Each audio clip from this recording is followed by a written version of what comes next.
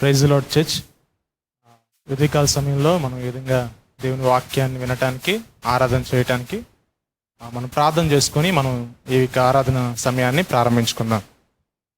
ప్రేమ నమ్మకం కలిగిన పరలోక తండ్రి, పరిశుద్ధుడా, సత్యవంతుడా, యేసయ్యా నీకు స్తోత్రాలు, వందనాలు ప్రభా. మా రక్షక ప్రభా, గతించిన దినమన్నింటిలో ప్రభా దేవా మీ కాపుదలని, నీ భద్రతని మాకు తోడుగా ఉంచి ప్రభా మీరు ఇచ్చిన కృపను బట్టి నీకు స్తుతిస్తున్నాం.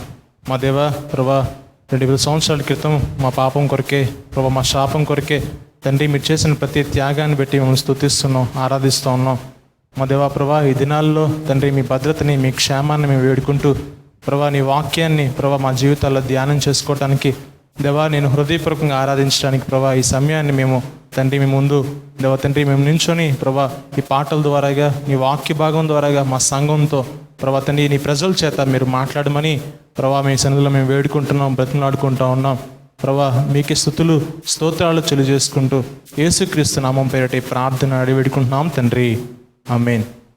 ప్రియ యేసు రాజుని చూచిన చాలు అనే పాటని మనం పాడుకుందాం. మన నిరీక్షణ క్రీస్తును లేపిన దేవుని యందు ఉండాలి. ఆయనను కనులారా చూడాలని, ఆయన మహిమను చూడాలని నిరీక్షణతో కనిపెట్టాలి. ఆయన ఇచ్చే మహిమ ఎదుట మన శ్రమలు ఎన్నడదిగినవి కావు. ఆయన మన దీన శరీరాన్ని మహిమ గల దానిగా మార్చగలడు. ఫిలిప్పీయుల రాసిన పత్రిక 3:12 మనం చూసినట్లయితే మన దృష్టి పైన వాటి మీదే ఉండాలి. నిజంగా ఈ పాట పాడుతుండగా ప్రభువును ఆరాధన చేస్తూ ఈ పాట మనం పాడదాం.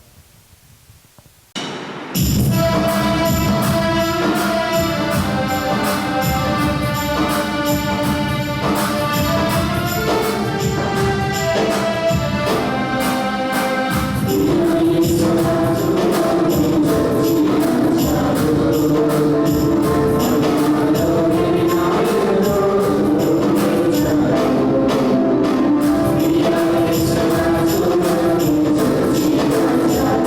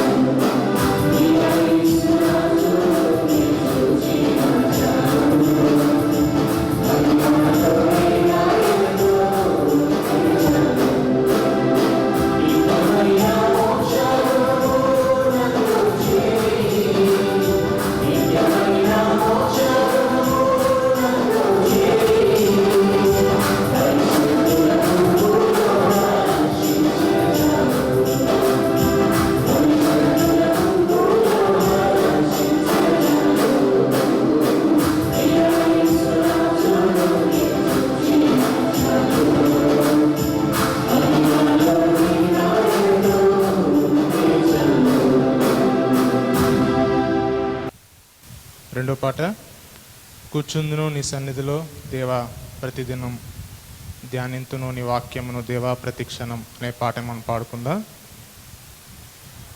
దేవుడు మనతో మాట్లాడువాడే ఉన్నాడు కాబట్టి మన సమయాన్ని, మన యొక్క జీవితాన్ని మనం దేవుని ముందు సమర్పణ చేసుకున్నప్పుడు దేవుడు మనతో స్పష్టంగా ఆయన మాటలను మనకు తెలియజేసేవాడే ఉన్నాడు కాబట్టి మన దిన జీవితం అంతట్లో దేవునికి ప్రత్యేకంగా సమయాన్ని ఇవ్వటం ఎంతో మంచిది.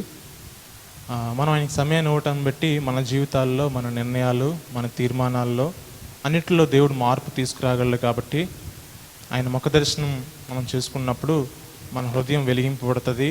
లోకంలో దేవుని కొరకు మనం ధైర్యంగా జీవించగలం. దేవునికి వాక్కు సహాయం మనకి తోడుగా ఉన్నప్పుడు మనం అన్నిటిలో కూడా జయాన్ని పొందగలం. కాబట్టి దేవుని సన్నిధిలో కూర్చోవడానికి మనం ఇష్టపడదాం, దేవునికి ఎక్కువ సమయాన్ని ఇద్దాం. ఈ పాట పాడుకుంటూ దేవుని నామాన్ని మహింపరచుదాం.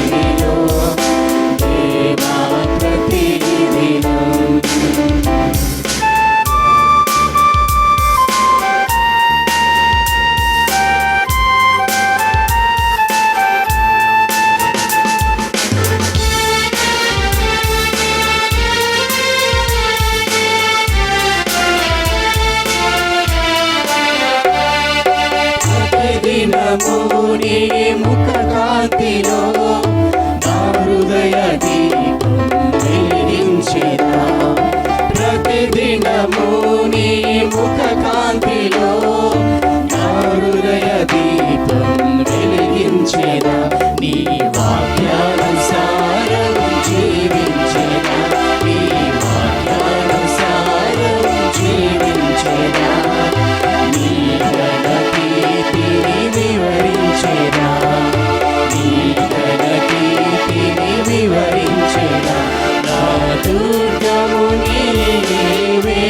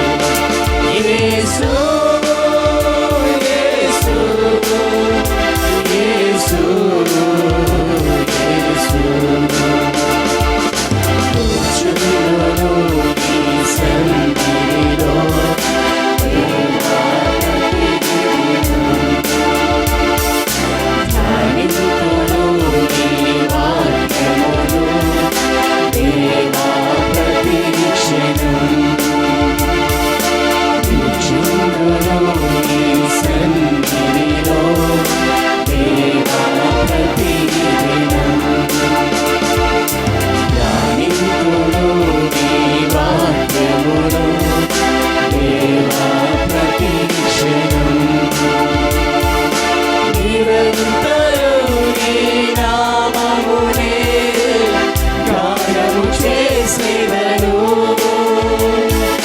ప్రతి క్షణం నీ సన్నిధినే అనుభవించెదను. కూర్చున్నాను నీ సన్నిధిలో దేవా ప్రతిదినం. ధ్యానింతును నీ వాక్యమును దేవా ప్రతి క్షణం. మూడో పాట, నూతనమైనది నీ వాత్సల్యము ప్రతిదినము నన్ను దర్శించును అనే పాట మనం పాడుకుందాం. దేవుని యొక్క సన్నిధి మనం ఏం చేస్తున్నా, మనం ఎక్కడ ఉంటున్నా, ఈ రోజున పరిస్థితులు ఎలా ఉంటున్నా, అన్ని పరిస్థితుల్లో కూడా దేవుడు మనతో తన సన్నిధిని, తన భద్రతని మనకిచ్చేవాడే ఉన్నాడు. గతించిన కాలం అన్నిటిలో పరిస్థితులు ఎంత భీకరంగా లేనప్పటికీ కూడా దేవుడు తన భద్రతను మనకిచ్చాడు. పరిస్థితులు ఒకవేళ మనకి అందని విధంగా, మనకు అర్థం కాని విధంగా ఉన్నప్పటికీ కూడా దేవుడు కూడా ఏ సమయంలో కూడా తన యొక్క కృపని మనకు తోడుగా ఉంచగలడు. దేవుడు అన్ని పరిస్థితులకి దేవుడు చాలినవాడే ఉన్నాడు. కాబట్టి దేవుడు మనల్ని ప్రేమించాడు. అన్నిటికంటే హీనమైన దిశ ఏంటంటే పాపం. దేవుడు ఆ భయంకరమైన పాపం నుండి మనం విడిపించడానికి తన కుమారుని యేసుక్రీస్తుని మన మధ్యలోనికి పంపించి ఆయన చేసిన ఆ గొప్ప త్యాగాన్ని మనం జ్ఞాపకం చేసుకోవాల్సిన అవసరం మనకుంది. దేవుడి దినాన్న తన వాక్యం చేత మనల్ని భద్రపరుస్తున్నాడు. అన్ని పరిస్థితుల్లో కూడా దేవుడు చాలినవాడిగా ఉంటున్నాడు.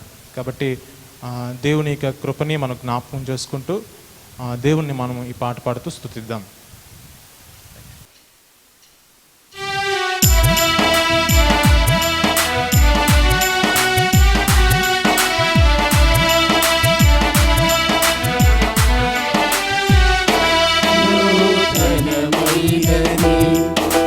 వాత్సల్యము ప్రతిదినము నన్ను దర్శించెను.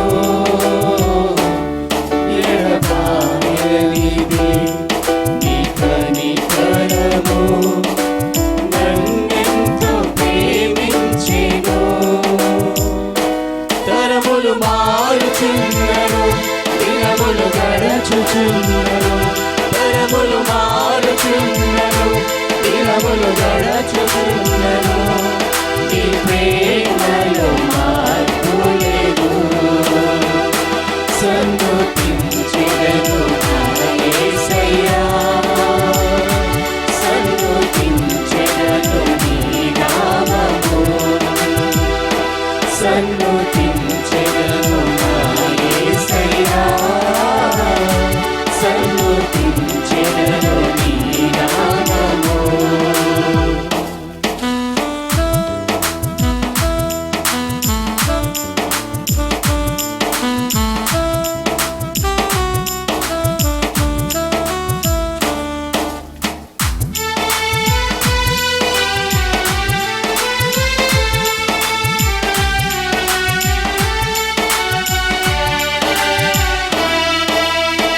గడచిన కాలమంతా నీ కృప చూపి ఆదరించినవు.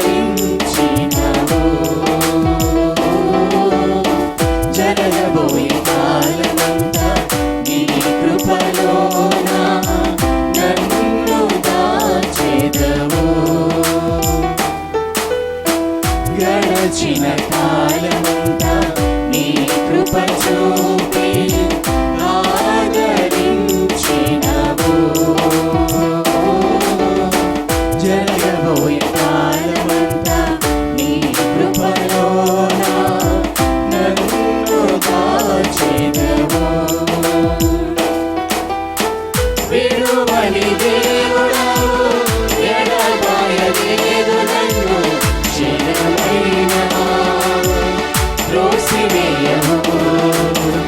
విడువని దేవుడవు, ఎడబాయలేదు నన్ను క్షణమైనా త్రోసివేయవు. సన్నుతించెదను నా యేసయ్యా, సన్నుతించెదను నీ నామము. సన్నుతించెదను నా యేసయ్యా,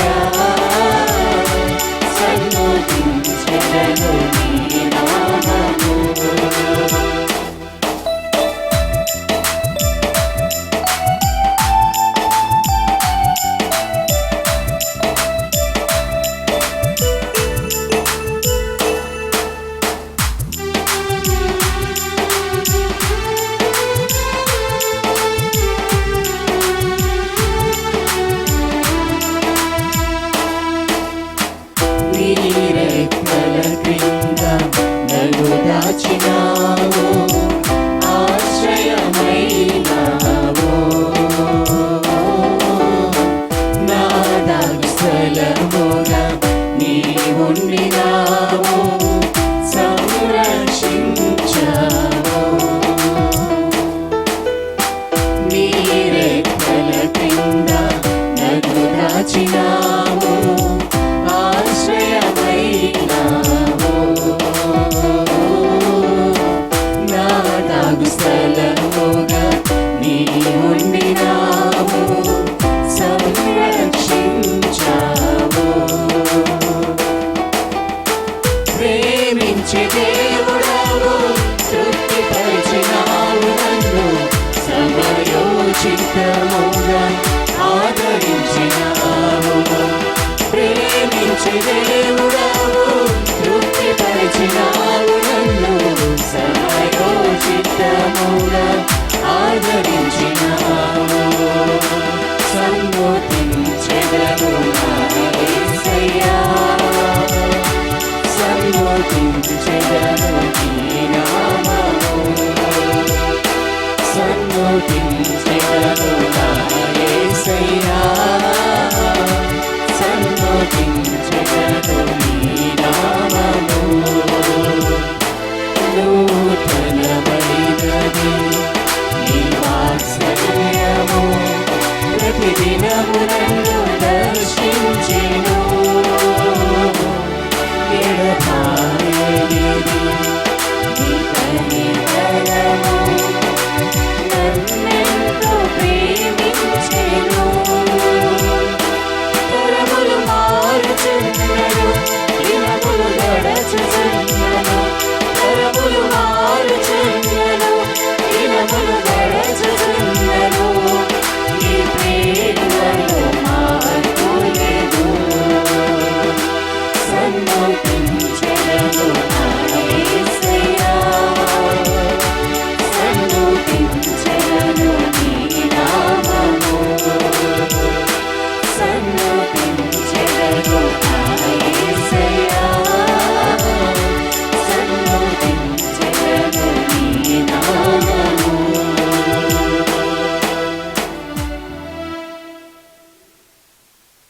మంచిది. ఉదయకాల సమయంలో ప్రభువుని మనం ఆరాధిద్దాం.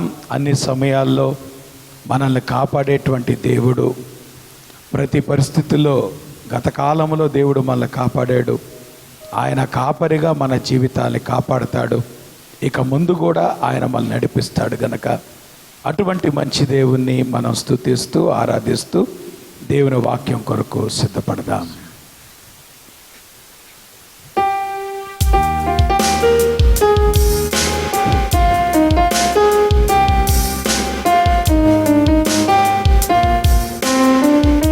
shepherd of my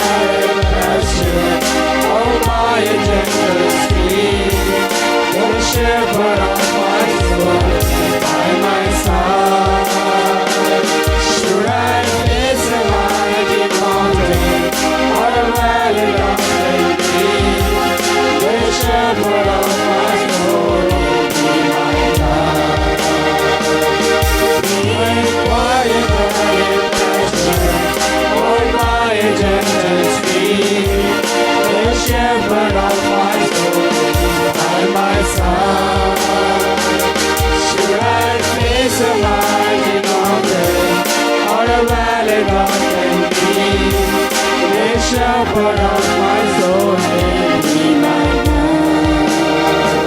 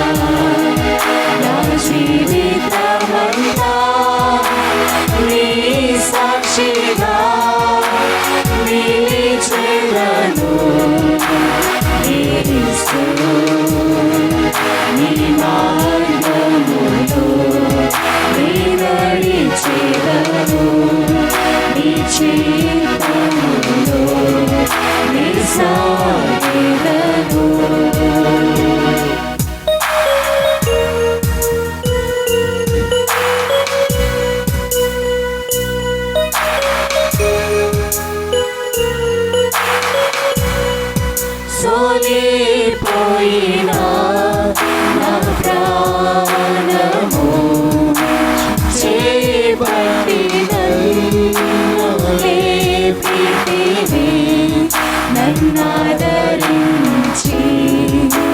చేరదీసి కన్నీరు తుడచి హత్తుకొంటివి నా హృదయమంతా నీ కొరకే సమర్పింతును దేవా, నా జీవితమంతా నీ సాక్షిగా నిలిచెదను. యేసు నీ మార్గములో నే నడిచెదను, నీ చిత్తములో నే సాగెదను.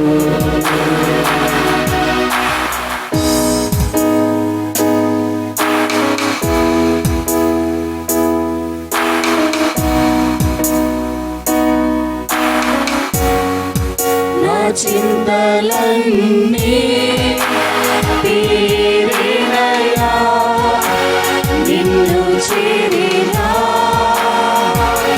క్షణమే నిత్య జీవితం దొరికెనయా, నిన్ను చూసిన క్షణమే నా వ్యాధులన్నీ వదిలేనయా, నిన్ను తాకిన క్షణమే నా భయాలన్నీ పోయినయా, నిన్ను నమ్మిన క్షణమే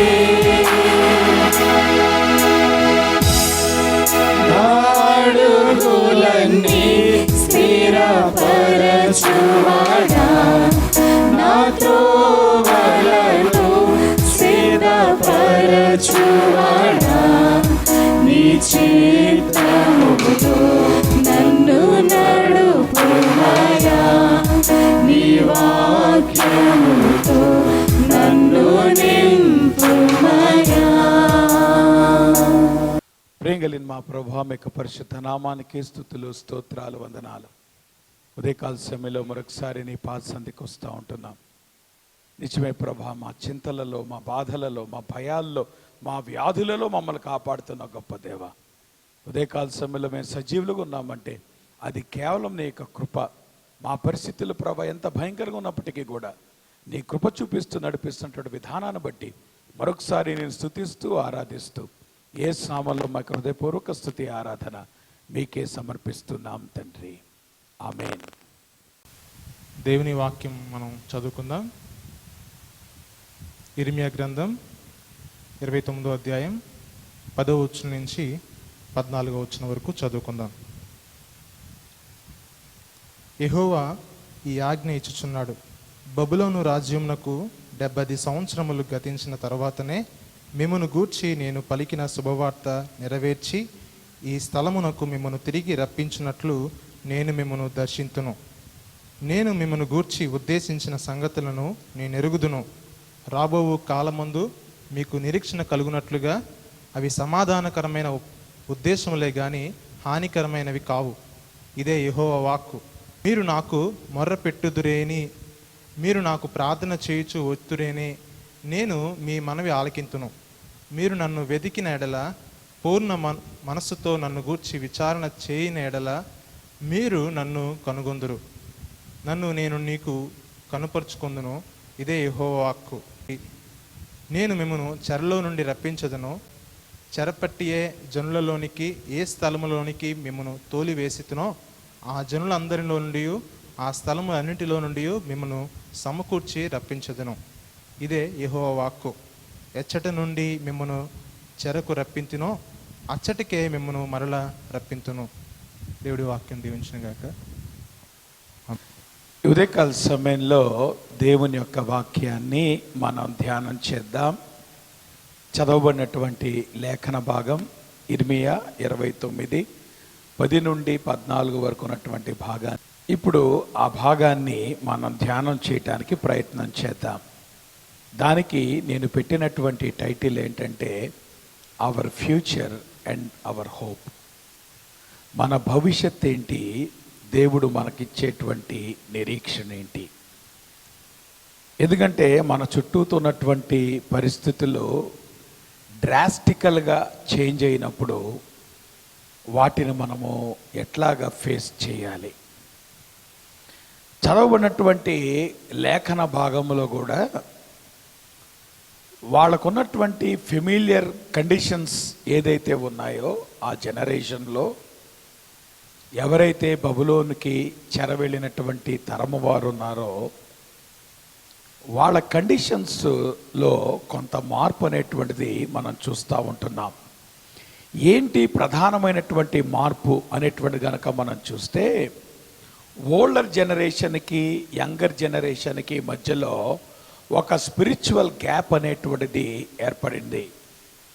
మరి ఎవరైతే ముసలివాళ్ళు ఉన్నారో ఇశ్రాయేలు దేశంలో వాళ్ళు దేవుని మందిరం ఉంది అనేటువంటి ధైర్యంతో వాళ్ళు జీవిస్తున్నారు. మేము దేవుని యొక్క కార్యక్రమాలు చేస్తున్నాం, ఆచారాలు మేము నిర్వర్తిస్తున్నాం అనేటువంటి ఒక నిరీక్షణలో వాళ్ళు బతుకుతున్నారు. కాబట్టి వాళ్ళకున్నటువంటి ఆలోచన ఏంటంటే ఈ రకమైనటువంటి మందిరముతో అటాచ్ అయినటువంటి మా జీవితాల్లోకి ఉపద్రవం రావటము అసంభవం అనేటువంటి ఒక ఫాల్స్ థింకింగ్లో వాళ్ళు వెళ్ళారు, ఒక ఫాల్స్ కాన్ఫిడెన్స్లోకి వాళ్ళు వెళ్ళారు. దాని అర్థం ఏంటంటే ఏదో ఆచారపరమైనటువంటి ఒక ఆరాధన జీవితాన్ని ముందుకు నడిపించేస్తూ దానిలో సాటిస్ఫై అయిపోతూ ఇదిగో మాకు మందిరం ఉంది కదా, మాకు కార్యక్రమాలు ఉన్నాయి కదా, మాకేం పర్వాలేదులే అని ఓల్డ్ జనరేషన్ పీపుల్ ఆలోచిస్తూ ఉంటుంటే దానికి భిన్నంగా యంగర్ జనరేషన్లో అసలు ఆధ్యాత్మిక చింతనే లేనటువంటి పరిస్థితి ఆ యొక్క జనరేషన్లో మనం చూస్తూ ఉంటున్నాం. అసలు మందిరం పట్ల కానీ దేవుని సేవ పట్ల కానీ ఆసక్తి లేనటువంటి యవనస్తులు యవనతరం ఒక పక్కనుంటే మేము కార్యక్రమాలు చేస్తున్నాములే, మందిరముతో మేము అటాచ్ అయి ఉన్నాములే, మాకు ఏ కీడు రాదు అని అనుకున్నటువంటి ఓల్డర్ జనరేషన్ ఇంకో పక్కన ఉన్నారు. ప్రియులారా గమనించండి, ఈరోజు మందిరాల్లో కూడా అదే పరిస్థితి మనం చూడలేదు. ఈరోజు మందిరాల్లో ఎంతమంది యవనస్తులు దేవునితో జీవించేటువంటి వారు, దేవునితో సంబంధం కలిగినటువంటి వారు ఉన్నారో అది మనకు బాగానే ఎరుక. చాలా మందిరాలు ముసలి వాళ్ళతో నింపబడ్డాయి, చాలా మందిరాలు ఓల్డర్ జనరేషన్తో నింపబడ్డాయి. దానికి కారణం ఏంటో తెలుసా? Older generation they are satisfied with their worship activities, whereas the younger generation they don't care about even the worship activities. ఆరాధనలో వాళ్ళ భాగం అనేటువంటిది ఉండట్లేదు, వాళ్ళ ఇన్వాల్వ్మెంట్ అనేటువంటిది యంగర్ పీపుల్లో లోపిస్తూ ఉంటుంది. ఓల్డర్ పీపుల్లో ఏమో వాళ్ళు యాక్టివిటీస్లో వాళ్ళు నిమగ్నమైపోయారు. కాబట్టి వీళ్ళిద్దరి మధ్యలో ఒక స్పిరిచువల్ గ్యాప్ అనేటువంటిది ఆనాడు బబులోను చెరలోకి వెళ్ళినటువంటి తరములో ఉంది. ఈరోజు సంఘాల్లో కూడా ఆ యొక్క పరిస్థితి వచ్చినటువంటి విషయాన్ని మీకు నేను జ్ఞాపకం చేస్తూ ఉంటున్నాను. ఇటువంటి పరిస్థితుల్లో వాళ్ళు ఎప్పుడైతే బబులోను చెరలోకి వెళ్ళేటువంటి సమయం ఆసన్నమైందో వాళ్ళు 2 రకాలైనటువంటి హ్యూమన్ మిస్టేక్స్ ఆ తరము వారు చేశారు. ఏంటి ఆ 2 రకాలైనటువంటి హ్యూమన్ మిస్టేక్స్ ఏంటంటే, ఒకటి వాళ్ళకున్నటువంటి ఒక ఫాల్స్ కాన్ఫిడెన్స్. ఏంటో తెలుసా ఆ ఫాల్స్ కాన్ఫిడెన్స్? మేము బబులోను చెరలోకి ఎట్లాగెళ్తాం, మాకు ఈ ప్రాబ్లం ఎందుకు వస్తుంది, అసలు మేము దేవునితో అద్భుతంగా ఉన్నాం, మా యొక్క ఆరాధన కార్యక్రమాలు అద్భుతంగా ముందుకెళ్ళిపోతున్నాయి, మా యొక్క దేవునితో మందిర కార్యక్రమాలు చాలా ముందుకెళ్ళిపోతున్నాయి, అటువంటి మా మీదకి ఈ యొక్క ఉపద్రవం అనేటువంటిది రానే రాదు అనేటువంటి ఒక ఫాల్స్ కాన్ఫిడెన్స్లోకి వెళ్ళినటువంటి ఒక హ్యూమన్ మిస్టేక్ వాళ్ళు చేస్తే, రెండో విషయం ఏంటో తెలుసా? బబులోను చెరలోకి వెళ్ళిన తర్వాత అయ్యో ఇక మా జీవితం ఇంతేనేమో, ఇక మా బతుకు ఇంతేనేమో, ఇక ఎప్పటికీ ఈ చెరలో నుండి మేము బయటికి రాలేమేమో అనేటువంటి ఒక నిరాశ నిస్పృహల్లోకి వాళ్ళు నెట్టివేయబడ్డారు. బబులోను చెరలోకి వెళ్ళక ముందేమో వాళ్ళల్లో ఫాల్స్ కాన్ఫిడెన్స్ ఉంది. మాకు ఈ ఉపద్రవం ఎందుకు వస్తుంది అనేటువంటి ఒక ఫాల్స్ కాన్ఫిడెన్స్ వస్తే బబులోను చెరలోకి వెళ్ళిన తర్వాత వాళ్ళల్లో డిస్కరేజ్మెంట్ వచ్చింది, వాళ్ళలో డిప్రెషన్ వచ్చింది. ఇక మా జీవితం ఇంతేలే, ఇంకా ఈ బబులోను చెరలో నుండి మేము బయటికి ఎప్పుడు వెళ్తాంలే, ఇక మా పరిస్థితి ఇంతేనేమో, మేము ఇక్కడే చనిపోవాలేమో అనేటువంటి ఒక నిరాశ నిస్పృహలోకి వాళ్ళు వెళ్ళారు. నేనంటాను, ఈ ఉదయకాల సమయంలో దేవుని యొక్క వాక్యాన్ని బట్టి మిమ్మల్ని హెచ్చరించేటువంటి విషయం ఏంటో తెలుసా? అదే మిస్టేక్స్ ఈరోజు మనము కూడా చేసేటువంటి అవకాశం ఉంది. ఏంటో తెలుసా? The mistake number 1, when you expect something God has never promised. దేవుడు ఎక్కడన్నా మీరు మందిరం కార్యక్రమాల్లో మీరు యాక్టివ్గా ఉన్నారు కాబట్టి మీ మీదకి ఉపద్రవము రాదు, మీకు సమస్య రాదు అని దేవుడు ఎక్కడన్నా వాగ్దానము చేశాడా? కాబట్టి వాళ్ళ ఎక్స్పెక్టేషన్ తప్పు. వాళ్ళు ఏదైతే ఇదిగో దేవుడు వాగ్దానము చేయందా అని వాళ్ళు ఎందుకు ఎక్స్పెక్ట్ చేస్తున్నారు?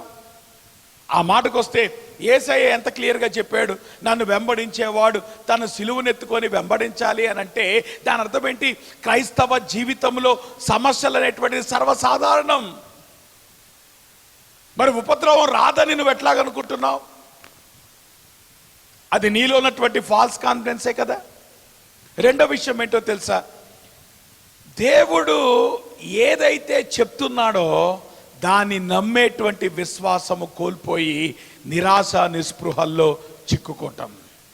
When you refuse to believe what God has promised, నేనంటాను this is the same danger that we face when we expect what God has never promised or when we refuse to believe what he has promised.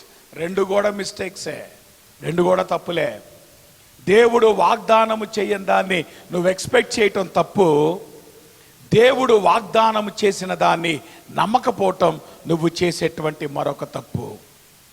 నేనంటాను, ఇశ్రాయేలీలు అటువంటి పరిస్థితిలో ఉన్నారు. చెరలోకి వెళ్ళకముందు వారిలో ఒక confidence, falls confidence వాళ్ళకు వచ్చింది. మాకు ప్రాబ్లం రాదు అని వాళ్ళు అనుకున్నారు. చెరలోకి వెళ్ళిన తర్వాత ఇంకా మా బ్రతికి ఇంతే, ఇంకా ఇక్కడ నుండి మాకు విడుదల లేదేమో అనేటువంటి ఒక నిరాశ నిస్పృహలోకి వాళ్ళు వెళ్ళారు. అయితే ఇక్కడ ఒక విషయాన్ని మీకు నేను జ్ఞాపకం చేయటానికి ఇష్టపడతా ఉంటున్నాను. ఎందుకు ఇశ్రాయేలీలు బబులోను చెరలోకి వెళ్ళవలసి వచ్చింది? నేనంటాను, ప్రతి సమస్యకు కూడా, ప్రతి ఉపద్రవానికి కూడా ఒక నేపథ్యం ఉంటుంది. There is a historical context. Why the Israelites had to go into the exile of Babylon? బబులోను చెరలోకి వాళ్ళు ఎందుకు వెళ్ళారు అనేటువంటి విషయాన్ని గనక మనం గమనిస్తే, అప్పటి వరకు ఇశ్రాయేలీలు వాళ్ళ చరిత్రలో వాళ్ళు చేసింది ఏంటో తెలుసా? నిజమైనటువంటి దేవుణ్ణి వాళ్ళు పక్కన పెట్టి విగ్రహాల్ని వాళ్ళు పూజించటం ప్రారంభించారు. ఆ విగ్రహాల్ని వాళ్ళు పూజించటాన్ని బట్టి వాళ్ళు ఉన్నటువంటి దేశము సబ్బాతు విషయంలో అది ఏమంటారు, రెస్ట్ కోల్పోయినటువంటి పరిస్థితికి వచ్చింది. అందుకని ప్రభువు అన్నాడు, మీరు ఏదైతే దేవుని మాటకు అవిధేయత చూపించి దేవుని యొక్క సబ్బాతుని మీరు తృణీకరించారో, ఎందుకంటే ఇశ్రాయేలుకి దేవుడు పెట్టినటువంటి ఒక కట్టడి ఏంటంటే ప్రతి 7 సంవత్సరాలకి ఒక ఇయర్ ఆఫ్ రెస్ట్ అనేటువంటిది దేవుడు పెట్టాడు. కానీ వాళ్ళు దానిని ఆచరించినటువంటి వాళ్ళు కాదు. కాబట్టి ప్రభువు అన్నాడు, మీరు ఏదైతే సబ్బాతు అనేటువంటి నియమాన్ని మీరు ధిక్కరించడాన్ని బట్టి, మిమ్మును బట్టి దేశము పాడైపోయిందో, లేదంటే దేశం మీదకి ఆ భారము ఏదైతే వచ్చిందో, ఇప్పుడు ఆ భారము నుండి దేశము విడుదల పొందాలంటే మీరు ఆ దేశములో నుండి ఖాళీ చేయాలి. దాని అర్థం ఏంటో తెలుసా? ఎప్పుడైతే ఇశ్రాయేలీలు బబులోను చెరలోకి వెళ్ళారో 70 సంవత్సరాలు వాళ్ళు ఆ దేశములో వాళ్ళు లేకపోవటాన్ని బట్టి ఏదైతే ల్యాండ్ మీదకి సబ్బాతు అనేటువంటి దేవుని యొక్క కట్టడ ఉందో, ఆ సబ్బాతు అనేటువంటి కట్టడ ఆ 70 సంవత్సరాల్లో నెరవేర్చబడింది అనేటువంటి విషయాన్ని మీ దృష్టికి నేను తీసుకొని వస్తూ ఉంటున్నాను. లేవియా కాండం 26వ అధ్యాయం 34-35 వచనాల్లో మోసెస్ ప్రొఫెటిక్గా ముందే ఈ విషయాన్ని గురించి ఆయన మాట్లాడాడు. ఏమన్నాడు తెలుసా? మీరు మీ శత్రువుల దేశములో ఉండగా మీ దేశము పాడయ్యున్న దినములన్నీ అది తన విశ్రాంతి కాలములను అనుభవించును. దాని అర్థం ఏంటో తెలుసా? మీరు ఎగ్జైల్లోకి వెళ్ళినప్పుడు the land will be at peace and at rest. అది పాడయ్యుండు దినములన్నీ అది విశ్రమించును. మీరు దానిలో నివసించినప్పుడు అది విశ్రాంతి కాలములో పొందకపోయినటువంటి విశ్రాంతిని అది పాడయ్యుండు దినములలో అనుభవించును. చూసారా దేవుడు ఎంత స్పష్టంగా చెప్తున్నాడో? మీరు ఎప్పుడైతే ఒక అన్య దేశంలోకి చెరలోకి వెళ్తారో, ఆ చెరలోకి వెళ్ళినప్పుడు the land will experience the rest which God has ordained in Israel. Israel దేశంలో దేవుడు ఏదైతే ఆ విశ్రాంతి అనేటువంటి ఒక కట్టడను ఆయన నియమించాడో, ఆ కట్టడని ఆ భూభాగము అనుభవిస్తుంది. దాని అర్థం ఏంటో తెలుసా? ఇశ్రాయేలులను దేవుడు బబులోను చెరలోకి పంపించడానికి ఒక కారణం ఏంటంటే, వారి అవిధేయత మాత్రమే కాదు, వారి విగ్రహారాధన మాత్రమే కాదు, ఆ భూభాగానికి దేవుడు సబ్బాతు దినాలని ఇవ్వటానికి దేవుడు ఇశ్రాయేలులను ఆ యొక్క చెరలోకి తీసుకువెళ్ళాడు అనేటువంటి విషయాన్ని వాళ్ళు అర్థం చేసుకోవాలి. దాని అర్థం ఏంటో తెలుసా? ఇప్పుడు దేవుడు ఒక బ్రేక్ ఇస్తున్నాడు ఇశ్రాయేలులకి. ఇశ్రాయేలు దేశంలో మీరు ఉన్నప్పుడు దేవుని వెతకలేదు కాబట్టి, ఇప్పుడు మీరు చెరలోకి వెళ్ళినప్పుడు దేవుణ్ణి మీరు వెతికేటువంటి పరిస్థితి రావాలి. దాని అర్థం ఏంటో తెలుసా?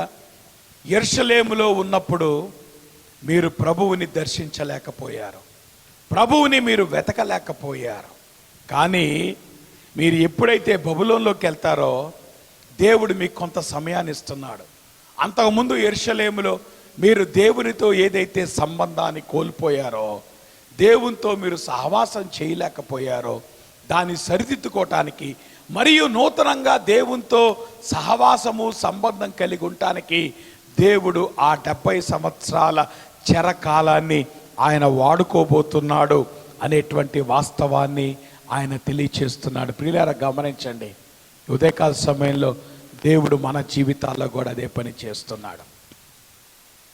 మన జీవితాల్లో ఎప్పుడు కూడా దేవుని కంటే మనలో విగ్రహాలు ఎప్పుడైతే పేరుకుపోతాయో, అదేంటి పాస్టర్ గారు మేము చర్చికి వెళ్తామండి, మేము విగ్రహారాధన చేయమండి అని మీరు అనుకోవచ్చు. దేవుని కంటే మీరు అధికంగా ప్రేమించేది ఏదైనా కానీ అది మీ జీవితంలో ఉన్నటువంటి విగ్రహమే అనేటువంటి సత్యాన్ని మనం అంగీకరించాలి.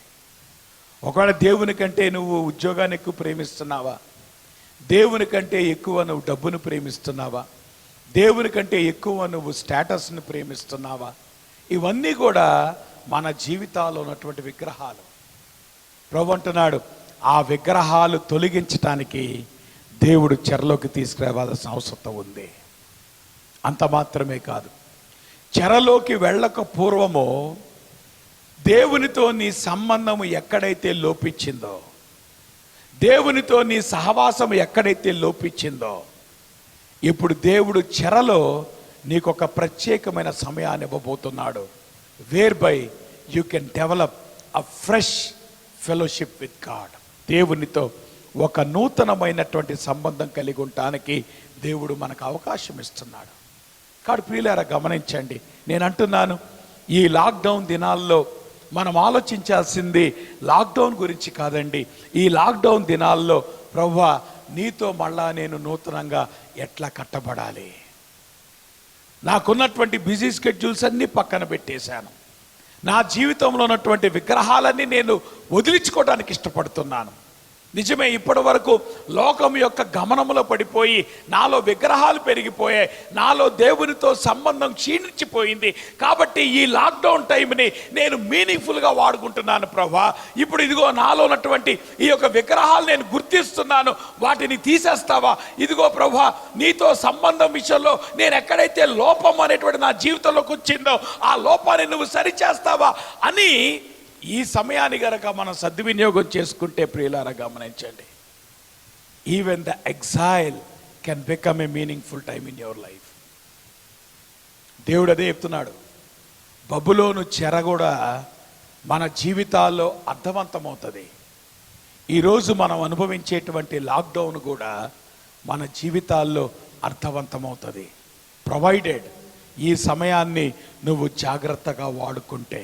కాబట్టి నేను అంటున్నాను, బబులోను చెరలోకి వెళ్ళకముందు వాళ్ళలో ఉన్నటువంటి ఫాల్స్ కాన్ఫిడెన్స్, బబులోను చెరలోకి వెళ్ళిన తర్వాత వాళ్ళలో ఉన్నటువంటి నిరాశ నిస్పృహలు, బబులోనులోకి వెళ్ళటానికి వాళ్ళకు వచ్చినటువంటి కారణాలు, బబులోను చెరలోకి వెళ్ళిన తర్వాత వాళ్ళు సరి చేసుకోవాల్సినటువంటి విషయాలు, ఇవన్నీ కూడా దేవుడు ఇశ్రాయేలీల జీవితాల్లో ఆయన అలౌ చేశాడు. మన జీవితాల్లో కూడా ఈ ఉదయకాల సమయంలో అలౌ చేస్తున్నాడు అనేటువంటి విషయాన్ని మనం అర్థం చేసుకోవాలి. కాబట్టి నేను అంటున్నాను, ఈ సమయంలో మనం అడగాల్సింది ప్రభువా బబులోను ఎందుకు వచ్చింది అని కాదు. మనం అడగాల్సింది, ప్రభువా ఈ బబులోను చెరలో ఉన్నటువంటి నేను సరి చేసుకోవాల్సినటువంటి విషయాలేంటి? ఈ బబులోను చెరలో ఉన్నటువంటి నేను నీతో నాకున్నటువంటి సంబంధం విషయంలో నేను ఎదగాల్సినటువంటి పరిస్థితి ఏంటి అనేటువంటి దాన్ని గనక మనము ఫోకస్ చేస్తే నేను అంటాను, the exhale can become a meaningful time. అదేవిధంగా ఈరోజు మన దేశంలో మన ప్రపంచాల్లో ఏదైతే లాక్డౌన్ అనేటువంటిది ఉందో, that lockdown can become a blessing in your life అనేటువంటి విషయాన్ని కూడా మీకు నేను జ్ఞాపకం చేయటానికి ఇష్టపడతా ఉంటున్నాను. అంత మాత్రమే కాదు, మనకిష్టం లేనిది చెరలో ఉండేటువంటి సమయం. దాని అర్థం ఏంటంటే, మన జీవితాల్లోకి విపత్తు రావటాన్ని ఎవడు కూడా స్వాగతించడు. సమస్యను ఎవడు స్వాగతిస్తాడండి? అయితే ఇప్పుడు ప్రాబ్లం ఏంటంటే, సమస్య రానే వచ్చింది కాబట్టి ఈ సమస్యలో గుండా వెళ్తున్నటువంటి నేను ఏమి చేయాలి? కాబట్టి ఇప్పుడు మన ముందున్నటువంటి ప్రాబ్లం ఏంటంటే, what to do in Babylon in the day of the trouble. ఏం చేయాలి ప్రభా? ఇప్పుడు చెర వచ్చింది, ప్రాబ్లం వచ్చింది, లాక్డౌన్ వచ్చింది, ఇంట్లో కూర్చున్నాను, నన్ను ఏమి చేయమంటావు? నాకు ఒక టైం టేబుల్ ఉందా? ఎస్, దేవుడు మనకు ఒక టైం టేబుల్ ఇచ్చాడు. బబులోను చెరలో చేయాల్సినటువంటి 5 విషయాలు నేను మీకు జ్ఞాపకం చేస్తున్నాను ఈ భాగంలో నుండి. మొట్టమొదటి విషయం ఏంటో తెలుసా? ఇర్మియా గ్రంథం 29వ అధ్యాయంలో 2-3 వచనాలు గనక మీరు జాగ్రత్తగా అక్కడ చదివితే ఏమన్నదో తెలుసా? యూదాలోను యెరూషలేములోను అధిపతులను, శిల్పకారులను, కంసాలులను యెరూషలేమును విడిచి వెళ్ళిన తరువాత ప్రవక్త అయిన ఇర్మియా పత్రికలో లిఖించి బబులోనుకు అతడు చెరిగొను పోయినటువంటి జనులందరికీ పంపించిన మాటలు ఇవే. దాని అర్థం ఏంటి తెలుసా? బబులోను చెరలోకి ఇర్మియా దేవుని సందేశాన్ని పంపిస్తా ఉంటున్నాడు. దాని అర్థం ఏంటో తెలుసా? బబులోను చెరలో నేను చేయాల్సినటువంటి మొట్టమొదటి పని ఏంటంటే, receive the message of God written through his prophet. తన ప్రవక్త ద్వారా దేవుడు రాయించినటువంటి లేఖనాన్ని మొదటగా నీ జీవితంలో స్వీకరించు. ఇంకా క్లియర్గా చెప్పాలంటే దేవుని వాక్యాన్ని చదువు. దేవుని వాక్యాన్ని చదువు. ఇర్మియా లెటర్ రాసి పంపించాడు దేవుని మాటల్ని. రాయబడినటువంటి లేఖనాన్ని చదవండి. ఉదయకాల సమయంలో దేవుడు మన చేతిలో మనకిచ్చినటువంటి గొప్ప ఆధిక్యత, గొప్ప మెసేజ్ ఏంటో తెలుసా? The written word of God. చెరలో మనము చేయాల్సినటువంటి మొట్టమొదటి పని ఏంటంటే దేవుని వాక్యాన్ని స్వీకరించు. నిజమేనండి, దేవుడు మనకిచ్చినటువంటి గొప్ప ఆధిక్యత ఏంటో తెలుసా? మనము మందిరాలకి రాకపోయినా ఇంకా దేవుడు వాక్యాన్ని మనకు వినిపింపజేస్తున్నాడు. రాబోయే దినాల్లో వాక్యపు కరువు వస్తే ఏమవుతుందో ఊహించటమే కష్టంగా ఉంది. ఈరోజు మందిరానికి రావటం విషయంలో మనం కట్టడి చేయబడితే ఈ పరిస్థితిని ఎట్లా అధిగమించాలో మనకు అర్థం కావట్లేదు. కానీ దేవుని యొక్క మహాకృప ఏంటంటే ఇటువంటి కట్టడి ఉన్నటువంటి సమయాల్లో కూడా దేవుడు వ్రాయబడినటువంటి లేఖనాల్ని తన సేవకుల ద్వారా మనకి వినిపింపజేస్తూ ఉంటున్నాడు. అవునా కాదా? రాబోయే దినాల్లో వాక్యపు కొరత వస్తే అప్పుడు ఏం చేస్తావు? ఈరోజు కనీసం దేవుడు తన వాక్యాన్ని ఇంకా మనకు వినిపింపజేస్తున్నాడు. కాబట్టి నేను అంటున్నాను, బబులోన్లో చేయాల్సినటువంటి మొట్టమొదటి పని ఏంటో తెలుసా? Receive the word of God, return word of God. రాయబడినటువంటి లేఖనాన్ని నువ్వు స్వీకరించు. రెండో విషయం కనుక మనం గమనిస్తే ఇర్మియా గ్రంథం 29వ అధ్యాయం 4వ వచనంలో అంటున్నాడు, ఇశ్రాయేలు దేవుడును సైన్యములకు అధిపతియగు యెహోవా తన ప్రేరేపణ చేత బబులోనుకు చెర తీసుకొని పోబడిన వారందరికీ. దాని అర్థం ఏంటో తెలుసా? You have to remember that it is God who has put you in Babylon.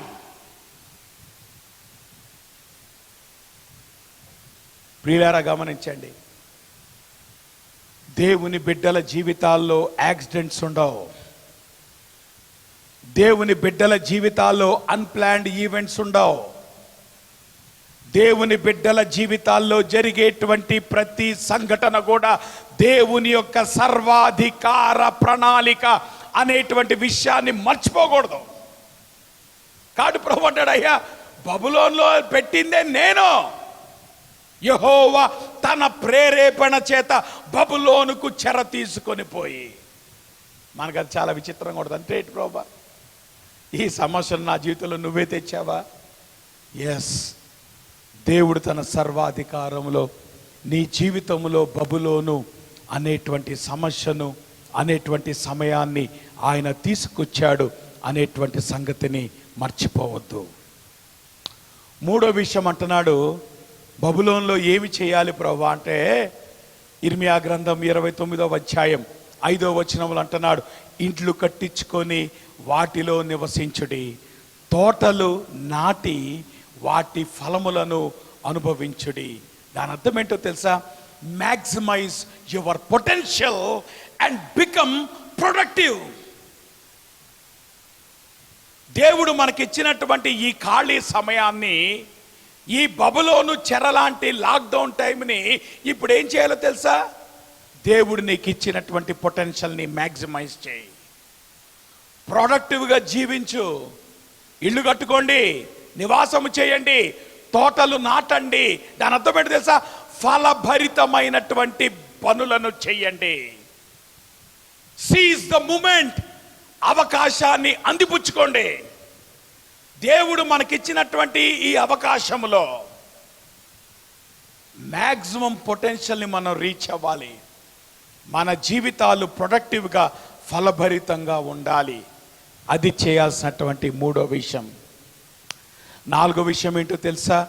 ఇర్మియా గ్రంథం 29వ అధ్యాయం 7వ వచనంలో అంటున్నాడు, నేను మిమ్మును చెరగొని పోయిన పట్టణం యొక్క క్షేమము కోరి దాని కొరకు యెహోవాను ప్రార్థన చేయుడి, దాని క్షేమము మీ క్షేమమునకు కారణమగును. దాని అర్థం ఏంటి తెలుసా? You pray for the country where you are placed in.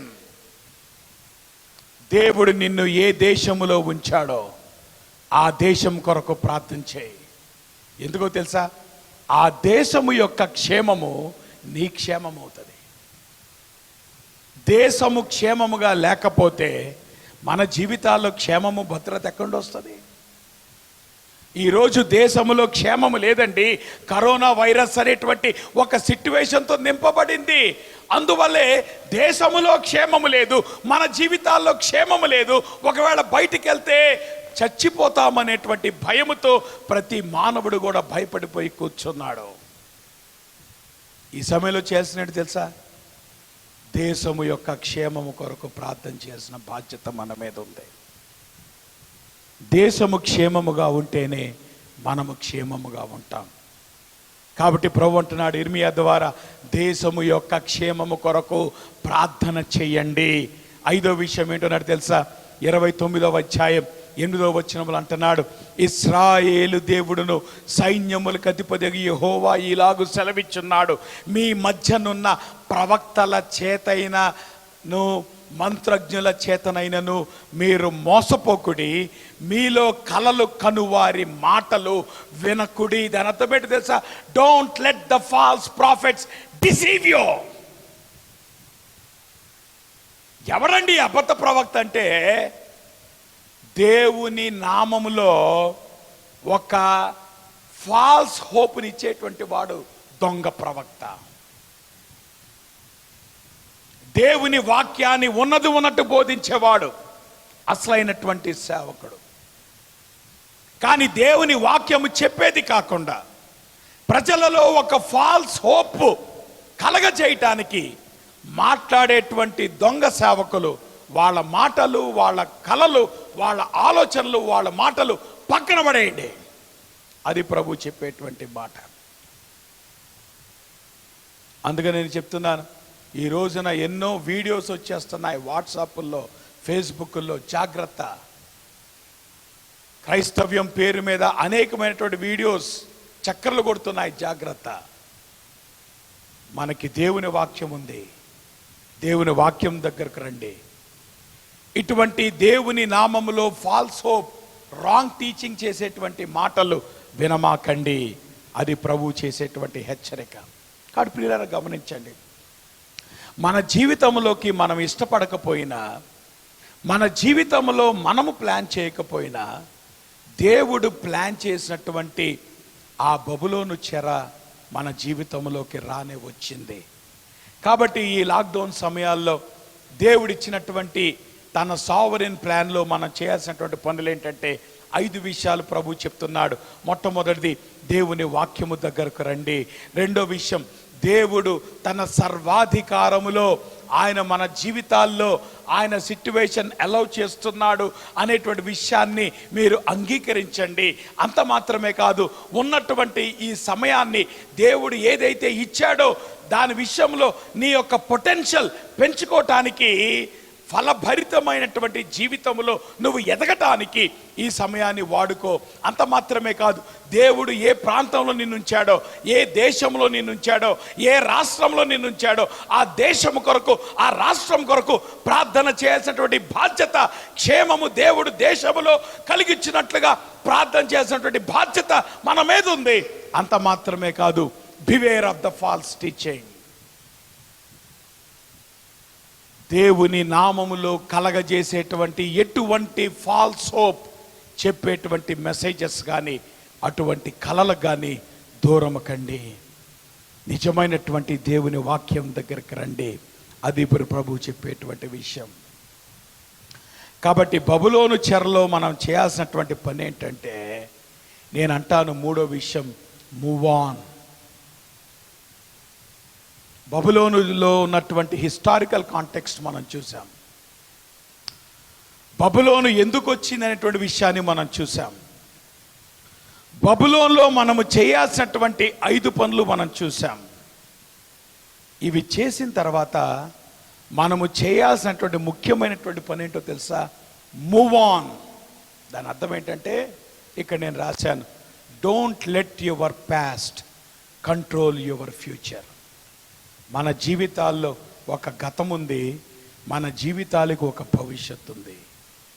నీ గతము ఎప్పుడు కూడా నీ భవిష్యత్తును కంట్రోల్ చేయకూడదు. దీనికి మీకు ఒక ఉదాహరణ చెప్తాను. ఆ మాటకు వస్తే 2 ఉదాహరణలు. ఇక్కడ మీరు చూస్తున్నటువంటి పిక్చర్లో ఎప్పుడైనా మీరు గమనించారా?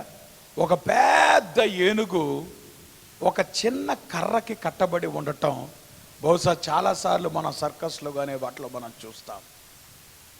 విచిత్రం ఏంటంటే, ఆ పెద్ద ఏనుగుకి ఉన్నటువంటి బలము ముందు ఆ చిన్న కర్రకు కట్టినటువంటి తాడు ఎట్లా దాన్ని కంట్రోల్ చేయటానికి సరిపోతుంది?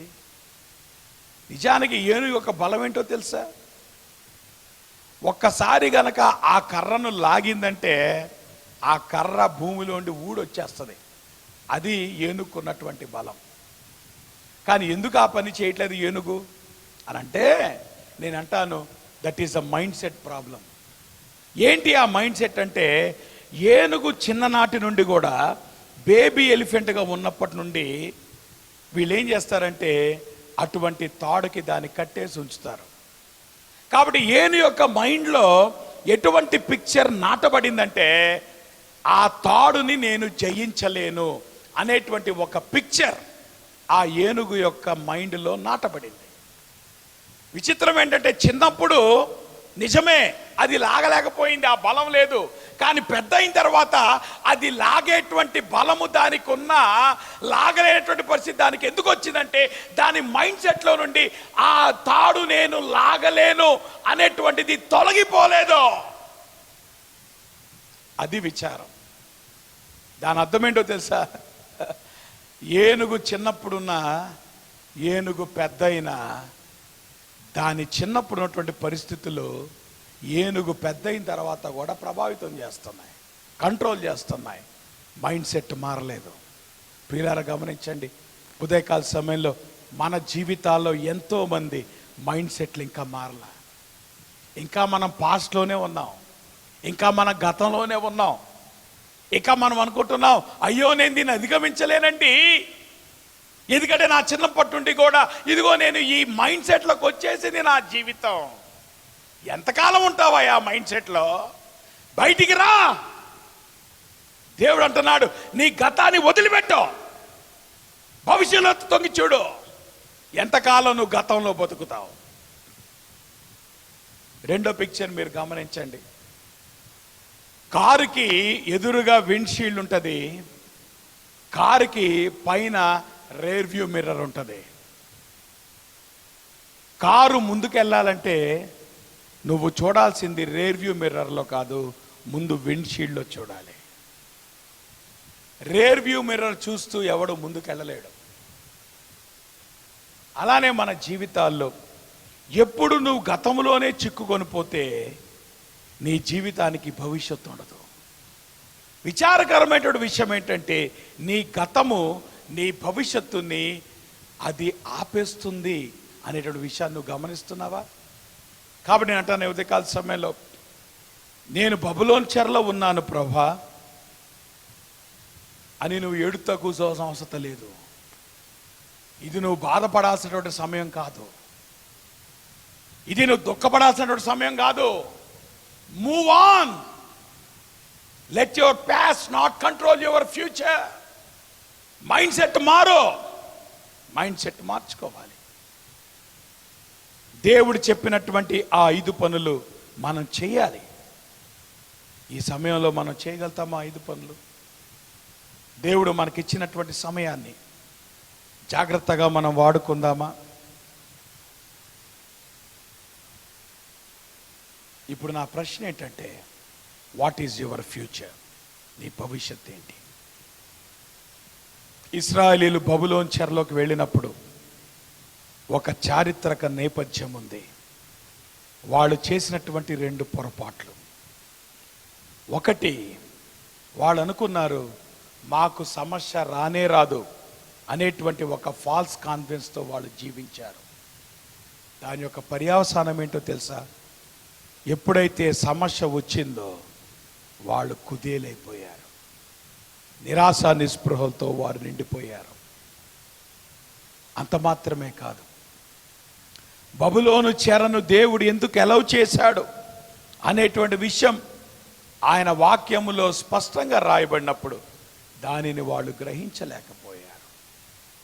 అంత మాత్రమే కాదు, బబులోను చెరలో దేవుడు చేయాల్సినటువంటి, వారు చేయాల్సినటువంటి బాధ్యతను వారికి జ్ఞాపకం చేస్తున్నాడు. 5 రకాలైనటువంటి బాధ్యతలు ఉన్నాయి. ఈ సమస్య గుండా వెళ్ళేటువంటి మనము చేయాల్సినటువంటి 5 రకాలైనటువంటి బాధ్యతలు.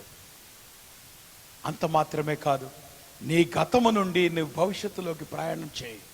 నీ గతాన్ని వదిలిపెట్టు. Move on. Let not your past control your future. ఎందుకో తెలుసా? దేవుని యొక్క ప్రణాళికలో నీ భవిష్యత్తు ఉంది. నీ పాస్ట్ ఆల్రెడీ గతించిపోయింది. ఎంతకాలం నీ మైండ్ సెట్లో ఇంకా నీ గతంలోనే బతుకుతున్నావు? నీ గతాన్ని పట్టుకొని ఎందుకు వేలాడుతున్నావు? ఎందుకు నీ గతాన్ని నువ్వు అధిగమించలేకపోతున్నావు? ప్రభు అంటున్నాడు, లే, భవిష్యత్తులోకి రా. ఇప్పుడు నా ముందున్న ప్రశ్న ఏంటంటే, ప్రభువా నా భవిష్యత్ ఏంటి? అద్భుతమైనటువంటి వచనం ఇర్మియా గ్రంథం 29వ అధ్యాయంలో 11వ వచనంలో ప్రభు భవిష్యత్తు చూపిస్తున్నాడు. ఏంటో తెలుసా ఆ భవిష్యత్తు? నేను మిమ్మల్ని గూర్చి ఉద్దేశించిన సంగతులను నేను ఎరుగుదును. రాబోవు కాలమందు మీకు నిరీక్షణ కలుగునట్లుగా అవి సమాధానకరమైన ఉద్దేశములే గాని హానికరమైనవి కావు. ఇదే యెహోవా వాక్కు. నేనంటాను, ప్రభు అంటున్నాడు, భవిష్యత్తులోకి తొంగి చూడండి. నేను ఇవ్వబోయేటువంటి భవిష్యత్తును మీరు గమనించండి. మీరు భవిష్యత్తులో చూడపోవటానికి ఒక కారణం ఏంటో తెలుసా? మీరు ఒక ఫాల్స్ మెసేజ్ని మీరు నమ్మారు. ఏంటండి ఆ ఫాల్స్ మెసేజ్ అంటే? మీరు ఇర్మియా గ్రంథం చూడండి, 28వ అధ్యాయంలో ఒక అబద్ధ ప్రవక్త వచ్చాడు, హనన్యా వాడి పేరు. వాడు వచ్చి అన్నాడు, ఇదిగో దేవుడు మీ చెరను 2 ఏళ్లలో ఎత్తేయబోతున్నాడు అన్నాడు. అప్పుడు ఇర్మియా ఏం చేస్తాడంటే, ఒక చెక్క కాడేసుకొని ఆ యొక్క ఏమంటారు, ఈ అబద్ధ ప్రవక్త ఏం చేస్తాడంటే, ఒక చెక్కతో చేసినటువంటి కాడే తన మెడ మీద వేసుకొని యెరూషలేము వీధుల్లో సంచరిస్తూ అతడు ఒక దొంగ ఒక ప్రకటన, అబద్ధపు మెసేజ్ మాట్లాడాడు. ఏంటో తెలుసా? 2 సంవత్సరాల్లో దేవుడు నీకు సొల్యూషన్ ఇచ్చేస్తాడు. అప్పుడు ఇర్మియా ఏం చేస్తాడంటే, ఒక ఇనుప కాడిని తీసుకొని తన మీద వేసుకొని ఆయన వచ్చి చెప్తాడు, లేదు, మీరు కోరుకుంటున్నటువంటి సొల్యూషన్ ఏదైతే ఉందో 2 ఏళ్లలో ఈ సమస్యలోండి బయటపడదామని మీరు అనుకుంటున్నారో, 2 ఏళ్ళు కాదు 70 ఏళ్ళు ఈ సమస్య మీ జీవితాల్లో నిల్చుండబోతుంది. ప్రియులారా గమనించండి, ఇది ఓదార్పు వచనం అంటారా, కఠినమైన వచనం అంటారా? న్యాచురల్గా ఇశ్రాయేలు దేనికి అట్రాక్ట్ అయ్యారు? రాంగ్ టీచింగ్కి అట్రాక్ట్ అయ్యారు, రాంగ్ ప్రాఫిట్కి అట్రాక్ట్ అయ్యారు. వాడు వచ్చి అంటున్నాడు, నిజమే నువ్వు సమస్యలో ఉన్నావు కదా, దేవుడు 2 ఏళ్లలో నీ సమస్యను తీసేస్తాడు. ఇర్మియా వచ్చి అంటాడు, రే బాబు 2 ఏళ్ళు కాదురా నాయన, 70 ఏళ్ళు ఈ సమస్యను దేవుడు ఉంచబోతున్నాడు. ఎందుకో తెలుసా? ఇశ్రాయేలీయుల చరిత్రలో ఒక అనుభవం ఆల్రెడీ వాళ్ళకు ఉంది గతంలో. ఏంటి అనుభవం అంటే, వాళ్ళు మొరపెట్టినప్పుడల్లా దేవుడు వాళ్ళకి డెలివరీస్ ఇచ్చేసాడు. మీరు చూడండి, న్యాయాధిపతుల కాలం అంతట్లో మీరు చూస్తే, ఎప్పుడైతే ఇశ్రాయేలీయులు వచ్చి, ప్రభువా ఇదిగో ఈ సమస్య మాకు వచ్చింది ప్రభువా, ఇదిగో ఈ మిద్యాను సమస్య మాకు వచ్చింది ప్రభువా, ఇదిగో ఈ అమ్మోను రాజు యొక్క సమస్య వచ్చింది ప్రభువా, ఇదిగో ఈ ఎగ్లోను యొక్క సమస్య వచ్చింది ప్రభువా అని ఎప్పుడైతే వాళ్ళు సమస్య విషయంలో వచ్చి ప్రార్థన చేసినటువంటి తోడనే దేవుడు వాళ్ళకి న్యాయాధిపతి లేపాడు. That is their experience. అవునా కాదా? మనకదైతే ఇష్టం. ప్రభా నేను ప్రార్థన చేస్తున్నాను, ఈ సమస్యను తీసే ప్రభా, ఈ పరిస్థితి మార్చు ప్రభా అంటే దేవుడు వెంటనే ఆయన ఆమేన్ అని చెప్పి నీ జీవితంలో గనక ఆ సమస్యను తీసాడు అనుకో, దానికి అలవాటు పడినటువంటి ప్రాణం, దానికి అలవాటు పడినటువంటి క్రైస్తవ జీవితం ఈ మెసేజ్ని స్వీకరించలేకపోతుంది. అందుకనే అబద్ధ బోధ వెంట అది అట్రాక్ట్ అవుతుంది. అబద్ధ బోధ అంటుంది 2 ఏళ్లలో దేవుడు ప్రాబ్లం సాల్వ్ చేస్తాడు. నిజమైన సేవకుడు, నిజమైన బోధ, నిజమైన దేవుని వాక్యం చెప్తుంది 2 ఏళ్ళు కాదు 70 ఏళ్ళు ఈ సమస్య నీ జీవితంలో ఉండబోతుంది, నువ్వు ఇష్టపడినా ఇష్టపడకపోయినా. దాని అర్థం ఏంటో తెలుసా? ఈ విషయం ప్రకటించేటప్పటికీ కొంతమంది అక్కడే చచ్చిపోబోతున్నారు, మళ్ళా వెనక్కి తిరిగి వచ్చేవాళ్ళు ఉండబోట్లేదు. కొంతమంది అక్కడ పుట్టబోతున్నారు, కొంతమంది అక్కడ వృద్ధాప్యంలోకి వెళ్ళబోతున్నారు. 70 years అనేటువంటిదండి, it's not a small amount of time. దాదాపు 2 తరాల సమయం. ఇప్పుడు చెప్పండి, ప్రభువు ప్రకటించేటువంటి ఈ బోధ, ప్రభువు ప్రకటించేటువంటి ఈ ప్రణాళిక ఏదైతే చెప్తున్నాడో అది బ్లెస్సింగ్ అంటున్నారా? అది ఇంకా ప్రాబ్లంని పెంచుతుంది అనుకుంటున్నారా? దేని వైపు మనం అట్రాక్ట్ అవుతున్నాం? నిజమే, ప్రజలు బంధకాల్లో ఉన్నారు, ప్రజలు చెరలో ఉన్నారు, ప్రజలు సమస్యలో ఉన్నారు. అటువంటి బంధకాలు, శ్రమలలో ఉన్నటువంటి వారికి ఒక అబద్ధ ప్రవక్త యొక్క మాట, అబద్ధ ప్రవక్త యొక్క సందేశం వినసొంపుగా ఉంది. కానీ నిజమైనటువంటి దేవుని వాక్యం వాళ్ళు దాన్ని అంగీకరించలేకపోతున్నారు, వాళ్ళు దాన్ని డైజెస్ట్ చేసుకోలేకపోతున్నారు. అదేంటి, ఇటువంటి పరిస్థితుల్లో మాకు విడుదల ఉండబోట్లేదా? ఇంకా 70 సంవత్సరాలు మేము ఈ చెరలో ఉండాలా? ఇప్పుడు మా భవిష్యత్ ఏంటి? అది ఇశ్రాయేలు మీద ఉన్నటువంటి ఒక గొప్ప ప్రశ్న. ఉదయకాల సమయంలో దేవుని వాక్యములో నుండి కొన్ని విషయాలు మీ దృష్టికి నేను తీసుకురావడానికి ఇష్టపడతా ఉంటున్నాను. Number 1, your greatest lesson on faith is learned in the darkest moment of your life. దాని అర్థమేంటో తెలుసా? విశ్వాసములో మనము నేర్చుకునేటువంటి గొప్ప పాఠం మన జీవితము అంధకారములో ఉన్నప్పుడు. కాబట్టి అంధకారానికి భయపడమాక. అంధకారములో దేవుడు నీకు విశ్వాసం యొక్క పాఠం ఏది నేర్పించబోతున్నాడో అది నేర్చుకోవడానికి ప్రయత్నం చేయి. రెండో విషయం, God has covered your tomorrow even though you are not still there. దేవుడు తన సర్వాధికారంలో నీ భవిష్యత్తును ఆయన ఆల్రెడీ కవర్ చేశాడు. మనం ఇంకా అక్కడికి వెళ్ళా. ప్రభు అంటున్నాడు 70 సంవత్సరాల తర్వాత ప్రణాళికను ఆయన మాట్లాడుతున్నాడు ఇర్మియా ద్వారా. వీళ్ళు ఇంకా ఎక్కడే ఉన్నారు. అంత లాంగ్ టర్మ్ ప్లాన్ దేవునికి మన జీవితాల్లో ఉంది, మర్చిపోవద్దు. కాబట్టి నీ భవిష్యత్తును దేవుడు కవర్ చేసి పెట్టాడు. నీ భవిష్యత్తు దేవుని చేతిలో చాలా సేఫ్గా ఉంది, చాలా సెటిల్డ్గా ఉంది. నీ ప్రతి ఆందోళనని దేవుడు ఆల్రెడీ కవర్ చేసి పెట్టాడు. నువ్వు భవిష్యత్తులోకి వెళ్ళకముందే దేవుడు నీ భవిష్యత్తును కవర్ చేశాడు అనేటువంటి విషయాన్ని మర్చిపోవద్దు. అంత మాత్రమే కాదు, దేవుని యొక్క వాక్యాన్ని బట్టి ఇటువంటి పరిస్థితుల్లో కూడా నాకు నిరీక్షణ ఉంది అనేటువంటి సత్యాన్ని మర్చిపోవద్దు. నేనంటాను,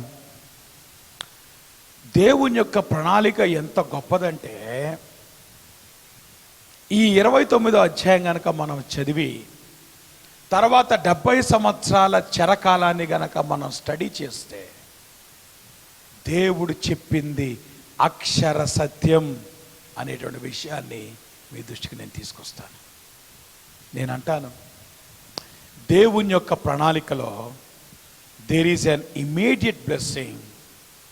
దేవుని యొక్క ప్రణాళికలో there is a father blessing అని అంటాను నేను. దాని అర్థమేంటో తెలుసా? ఇప్పుడు ఇశ్రాయేలులకు దేవుడు నిర్ణయించినటువంటి కాలము 70 సంవత్సరాల బబులోను చెర సమయంలో దేవుడు దాచిపెట్టినటువంటి ఆశీర్వాదం ఉంది. 70 సంవత్సరాల చెరకాలం అయిపోయిన తరువాత కూడా దేవుడు దాచిపెట్టిన ఆశీర్వాదం ఉంది. That is the plan of God. నేనంటాను, దేవుని ప్రణాళిక, దేవుని చిత్తం, దేవుని ఉద్దేశం అంత గొప్పదండి. దేవునికి అంత ముందు చూపుంది. దేవునికి నీ జీవితం పట్ల అంత ఆలోచన ఉంది. ఆయన అంటున్నాడు, నీ సమస్యలో నువ్వు వెళ్తున్నప్పుడు దానిని నేను కవర్ చేశాను, దానిలో నీకు ఆశీర్వాదాన్ని నేను ఉంచాను. నీ సమస్యను నువ్వు అధిగమించిన తర్వాత కూడా నేను ఆశీర్వాదాన్ని ఉంచాను. సమస్యలో ఆశీర్వాదం, సమస్య తీరిన తర్వాత ఆశీర్వాదం, నీ జీవితంలో ఆశీర్వాదాన్ని దేవుడు తన ప్రణాళికలో దాచి ఉంచాడు అనేటువంటి విషయాన్ని నువ్వు అర్థం చేసుకోవాలి. మీరు అడగొచ్చు, ఏంటండి చెరలో ఆశీర్వాదం ఏంటండి, లాక్డౌన్లో ఆశీర్వాదం ఏంటండి? ఈ వైరస్ సిట్యువేషన్లో ఆశీర్వాదం ఏంటండి? ప్రియులారా చెప్తున్నాను వినండి. ఇమీడియట్ బ్లెస్సింగ్ ఏంటో తెలుసా? 70 సంవత్సరాల కాలంలో దేవుడు ఇశ్రాయేలీయుల చరిత్రలో ఇచ్చిన ఆశీర్వాదం ఏంటంటే, మొట్టమొదటిది విగ్రహారాధన అనేటువంటి చైన్ని వారి జీవితాల్లో దేవుడు బ్రేక్ చేశాడు. మీరు గమనిస్తే ఇశ్రాయేలీయుల చరిత్ర న్యాయాధిపతుల కాలము నుండి, ఆ మాటకు వస్తే న్యాయాధిపతుల కాలం ఎక్కడండి? ఇంకా మీరు వెనక్కెళ్ళండి. ఎన్నిసార్లు ఇశ్రాయేలీయుల చరిత్రలో నిజ దేవుని యొక్క నడిపింపు వారి జీవితాల్లో ఉన్నప్పటికీ కూడా విగ్రహారాధనకి, విగ్రహాలకి వారి జీవితాల్లో చోటు ఉంటానే వచ్చింది. ఇంకా రాజుల కాలం దగ్గరికి వచ్చేటప్పటికి ఇంకా పెరిగిపోయింది. విగ్రహారాధన అనేటువంటిది పరాకాష్ఠకు చేరుకుంది. దేవుడు వాళ్ళని చెరలోకి పంపించాడు. దాని పర్యాసానం ఏంటో తెలుసా? వాళ్ళు చెరల నుండి బయటకు వచ్చిన తర్వాత ఇశ్రాయేలీయుల మధ్యలో ఉన్నటువంటి విగ్రహారాధన సంపూర్తిగా తీసివేయబడింది, తుడిచివేయబడింది. చెప్పండి, ఇది ఆశీర్వాదం కాదా? ఆత్మీయ జీవితంలో ఆశీర్వాదం కాదా? రెండో విషయం చెప్తాను వినండి. The immediate blessing of God's plan. దేవుడు మెరికల్ లాంటి కొంతమంది వ్యక్తులు లేపుకున్నాడండి. ఆ టైంలో, చెరలో ఉన్నటువంటి టైంలో మెరికల్ లాంటి వాళ్ళని లేపుకున్నాడు దేవుడు. దానియేలు లేపుకున్నాడు, షడ్రకు మెషకు అబేద్నెగోలు లేపుకున్నాడు, ఎజ్రాను లేపుకున్నాడు, నెహమ్యాని లేపుకున్నాడు, ప్రవక్తలు లేపుకున్నాడు, హగ్గయి లేపుకున్నాడు, జకర్యాని మేల్కొల్పాడు ఆయన, లేపుకున్నాడు ఆయన. ఎంతమంది గొప్ప గొప్ప దైవజనుల్ని దేవుడు ఆ సమయంలో లేపుకున్నాడు. చెప్పండి, అది ఆశీర్వాదం కాదా? ఇంకో విషయం చెప్తాను వినండి. దానియేలు గ్రంథం 4వ అధ్యాయంలో నెబుకద్నెజర్ యొక్క మారు మనసు గురించి రాయబడింది. నెబుకద్నెజర్ ఎవరు? దేవుని గురించి తెలియనటువంటి ఒక ప్రపంచ చక్రవర్తి. Nebuchadnezzar is a world emperor. ప్రపంచ మానవ చరిత్రలో మొట్టమొదటి ప్రపంచ సామ్రాజ్యం బబులోను సామ్రాజ్యం. దానికి చక్రవర్తి నెబుకద్నెజర్. ఒకరోజు కోట ఎక్కి అనుకున్నాడు, ఇదంతా నా గొప్పదనము కదా అని అనుకున్నాడు. నిజమే.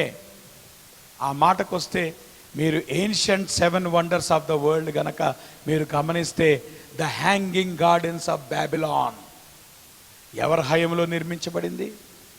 Nebuchadnezzar the great.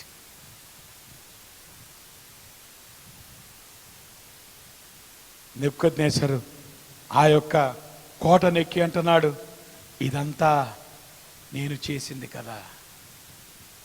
ఆ క్షణమే ఆకాశం నుండి ఆ స్వరం వచ్చింది, నెబుకద్నెజర్, నీ జీవితాన్ని నువ్వెంత హెచ్చించుకున్నావంటే దేవుణ్ణి మర్చిపోయావు. కాబట్టి దేవుణ్ణి నువ్వు గుర్తు చేసుకునేదాకా, దేవుణ్ణి నీ జీవితంలో నువ్వు గుర్తించేదాకా 6 నెలలు పశువుల గడ్డి మేస్తావు. 6 నెలల కాలం తరువాత నెబుకద్నెజర్ ప్రభువుని అంగీకరించాడు. దీనికి కారణం ఏంటో తెలుసా? డానియేల్ యొక్క ఇన్ఫ్లుయెన్స్ ఆ వరల్డ్ ఎంపరర్ మీద. నేను అంటాను, అటువంటి కార్యము దేవుడు బబులోను చెరలో చేస్తే అది ఆశీర్వాదం కాదు. అంత మాత్రమే కాదు, చెరలో దేవుడు ఇశ్రాయేలీయులకు ఇచ్చినటువంటి ఒక గొప్ప ఆధిక్యత ఏంటో తెలుసా? బబులోను చెరలో యూదులు ఉన్నప్పుడు వాళ్ళు ఎక్కడ కూడా హీనంగా వాళ్ళని ట్రీట్ చేసినటువంటి విషయం లేదు. మీరు గమనించారా? ఐగుప్తీయుల దగ్గర దాసత్వంలో 400 సంవత్సరాలు ఇశ్రాయేలీయులు ఉన్నారు. కఠినమైనటువంటి దాసత్వంలో వాళ్ళు ఉన్నారు ఇశ్రాయేలీయులు. కానీ బబులోను చెరలో దేవుడు వాళ్ళకి పర్మిషన్ ఇచ్చాడు. వాళ్ళ పనులు వాళ్ళు చేసుకోవడానికి వాళ్ళ పర్మిషన్ ఉంది. వాళ్ళ ఇల్లు వాళ్ళు కట్టుకోవడానికి వాళ్ళ పర్మిషన్ ఉంది. వాళ్ళ కమ్యూనిటీ వాళ్ళు డెవలప్ చేసుకోవడానికి వాళ్ళకి పర్మిషన్ ఉంది. స్వేచ్ఛతో కూడినటువంటి చర జీవితాన్ని దేవుడు వాళ్ళకి ఇచ్చాడు. అది దేవుని ఆశీర్వాదం కాదు? అంత మాత్రమే కాదు, ఆ 70 సంవత్సరాల చెరకాలంలో పాత నిబంధనలో ఉన్నటువంటి కొన్ని ముఖ్యమైనటువంటి గ్రంథాలు రాయబడ్డాయి. లేదంటే సంకలనం అని అంటాం, అంటే అవి ఒక దగ్గరికి చేర్చబడ్డాయి. మొదటి రాజుల గ్రంథము కానీ, రెండవ రాజుల గ్రంథము కానీ, మొదటి 2 దినవృత్తాంతాల గ్రంథము కానీ, ఇర్మియా గ్రంథము కానీ, విలాప వాక్యములు కానీ, ఎహెజ్కేలు గ్రంథము కానీ, దానియేలు గ్రంథము కానీ, కీర్తనల గ్రంథములో కొన్ని కీర్తనలు కానీ, ఇవన్నీ కూడా చెరకాలములో సంకలనం చేయబడ్డాయి. Is it not a blessing? అంత మాత్రమే కాదు, చెరలో వాళ్ళు ఉన్నప్పుడే ఇశ్రాయేలీల మధ్యలో సమాజ మందిరాలు కట్టబడ్డాయి. సమాజ మందిరములో దేవుని వాక్యము బోధించుట, సమాజ మందిరములో దేవుని వాక్యములో తర్ఫీదు చేయబడుట అనేటువంటిది చెరకాలములో వచ్చినటువంటి డెవలప్మెంట్. చెప్పండి, అది ఆశీర్వాదం కాదు? అంత మాత్రమే కాదు, దానియేలు ఆయన he became the chief of the magi అని అంటాం. అంటే నెబుకద్నెజర్ దగ్గర ఉన్నటువంటి శకునగాండ్రులు, లేదంటే మంత్రజ్ఞులు, లేదంటే ద సోకాల్డ్ స్కాలర్స్ ఎవరైతే ఉన్నారో వాళ్ళందరికీ చీఫ్ స్కాలర్ ఎవరో తెలుసా? దానియేలు అయిపోయాడు. దానియేలు యొక్క ప్రభావము ఆ జ్ఞానుల మీద ఎంత ఉందంటే, యేసు ప్రభు పుట్టినప్పుడు తూర్పు దేశపు జ్ఞానులు యేసయ్యను వెతుక్కుంటూ వెళ్ళారు అనేటువంటిది దానియేలు యొక్క ఇన్ఫ్లుయెన్స్ కాదు? అంటే దానియేలు ఆ జ్ఞానుల మీద చూపించేటువంటి ప్రభావం 600 సంవత్సరాల తర్వాత కూడా దేవుడు తన సర్వాధికార ప్రణాళికలో వాడుకున్నాడే, అది ఆశీర్వాదం కాదండి? నేను అంటాను, చెరకాలంలోనే ఓల్డ్ టెస్ట్మెంట్ కూడా క్యాననైజ్ చేయబడటానికి ఒక గ్రౌండ్ ఏర్పాటయింది. అందుకే నేను అంటాను, don't judge the end by the beginning. ఎప్పుడు కూడా ప్రారంభాన్ని బట్టి అంతాన్ని జడ్జి చేయొద్దండి. నీ జీవితంలో దేవుడు ప్రారంభం చేసిన దాన్ని బట్టి నీ జీవితంలో దేవుడు ఏదైతే ముగించబోతున్నాడో దానిని జడ్జ్ చేయొద్దు. నీ ప్రారంభం వల్లే ముగింపు ఉండాల్సినటువంటి అవసరం లేదు. నీ ప్రారంభము సఫరింగ్లో స్టార్ట్ అవ్వచ్చు, నీ ప్రారంభము చెరలో స్టార్ట్ అవ్వచ్చు. కానీ గొప్ప విషయం ఏంటో తెలుసా? నీ ముగింపు దేవుని యొక్క ప్రణాళికలో ఆశీర్వాదముతో ముగించబోతుంది. కాబట్టి ఇప్పుడు చెప్పండి, దేవుని ప్రణాళిక అది ఆశీర్వాదమా? నేను అంటాను, the farther blessing of God ఏంటి? చెరకాలము ద్వారా దేవుడు వారి జీవితంలో తీసుకొచ్చినటువంటి ఇంకా ఫార్దర్ బ్లెస్సింగ్ ఏంటో తెలుసా? నేను అంటాను, ఈ విషయంలో we are serving a God who works across generations అని అంటా. నేను దాని అర్థం ఏంటో తెలుసా? మనం అనుకుంటాం చాలాసార్లు, నేను నా జీవితం, నా 20 సంవత్సరాలు, 40 సంవత్సరాలు, 70 సంవత్సరాల ప్రాయం, మన ఆలోచన కేవలము ఆ 70 సంవత్సరాల కాలము దేవుడు మనకిచ్చే ఆయుష్కి అది పరిమితమైపోయింది.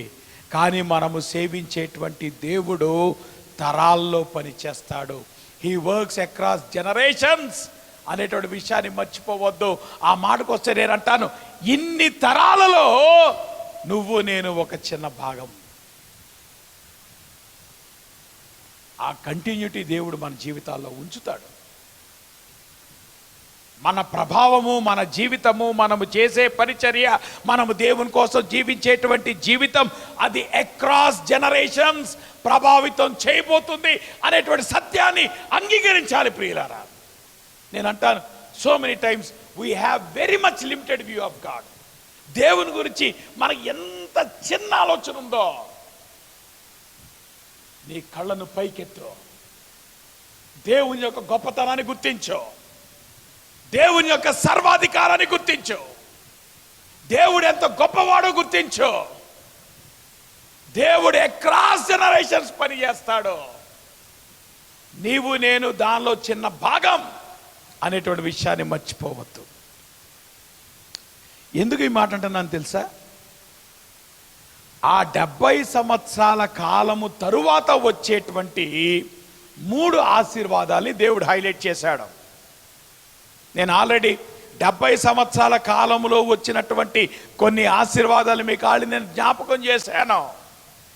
ఇప్పుడు ప్రభువు మాట్లాడుతున్నాడు, 70 సంవత్సరాల కాలము తరువాత వచ్చేటువంటి ఫార్దర్ బ్లెస్సింగ్స్ ఏంటి? 3 ఆశీర్వాదాలంటే మొట్టమొదటి మీరు గమనించండి, ఇర్మియా గ్రంథం 29వ అధ్యాయం 12వ వచనం ఏమన్నా తెలుసా? మొట్టమొదటి బ్లెస్సింగ్, నేను అంటాను దీన్ని ట్రాన్స్ జనరేషనల్ బ్లెస్సింగ్ అంటాను.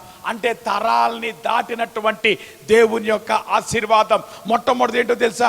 మీరు నాకు మొర్రపెట్టుదిరేని, మీరు నాకు ప్రార్థన చేయించు ఒత్తిరేని, నేను మీ మనవి ఆలకింతును. ఇప్పటి వరకు ఇశ్రాయేలు చరిత్రలో వాళ్ళకు తెలిసినటువంటి విషయం ఏంటో తెలుసా?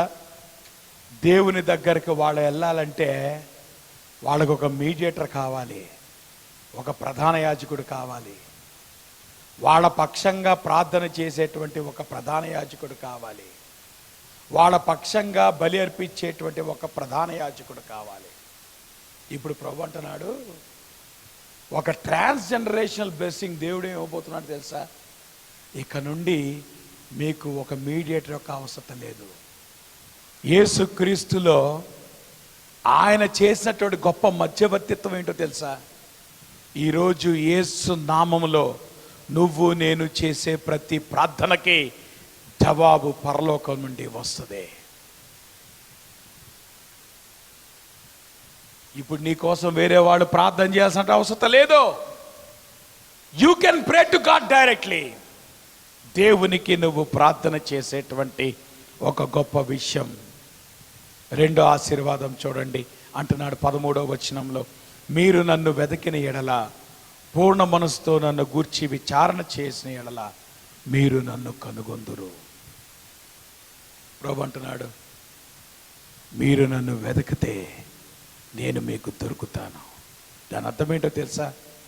దేవుడు మనకి అందుబాటులోకి వచ్చాడు. పాత నిబంధనలో ప్రత్యక్ష గుడారం కట్టబడింది. పాత నిబంధనలో సొలొమోను మందిరం కట్టబడింది. ప్రత్యక్ష గుడారం కట్టిన తర్వాత ఇశ్రాయేలీయులు మోషే దగ్గరకు వచ్చి ఏమన్నారు తెలుసా? అయ్యా, మేము దేవుని యొక్క మహిమను చూడలేకపోతున్నాం, దేవుని స్వరాన్ని మేము వినలేకపోతున్నాం. కాబట్టి ఓ పని చేస్తావా? నువ్వు వెళ్ళి మా కొరకు దేవుని యొక్క మాటల్ని మాకు తెలియచేస్తావా? ఆయనను మేము అప్రోచ్ అవ్వలేకపోతున్నాం, ఆయనను మేము కలుసుకోలేకపోతున్నాం, నువ్వు మాకు ఆయన కల్పిస్తావా అని అడిగారు.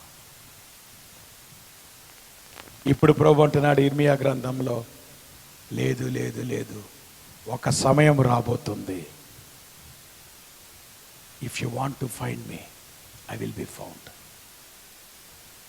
మీరు నన్ను వెతికితే నేను మీకు దొరుకుతాను. యేసుక్రీస్తులో ఆ వాగ్దానం ఎంత గొప్పగా నెరవేర్చబడింది. యేసుక్రీస్తులో మనకి దేవుని యొక్క సన్నిధి ఎంత అందుబాటులోకి వచ్చింది. యేసుక్రీస్తులో మనము దేవుణ్ణి ఎంత సమీపంగా అనుభవించగలుగుతున్నాం. చెప్పండి ప్రియులారా, ఇది ఆశీర్వాదం కాదు? 3వ ఆశీర్వాదం చెప్పనేయండి. ఇర్మియా గ్రంథం 29వ అధ్యాయం 14వ వచనంలో ఇర్మియా అంటున్నాడు, దేవుడు అంటున్నాడు ఇర్మియా ద్వారా, నన్ను నేను మీకు కనపరుచుకొందును, ఇదే యెహోవా వాక్కు, నేను మిమ్మును చెరలో నుండి రప్పించదను.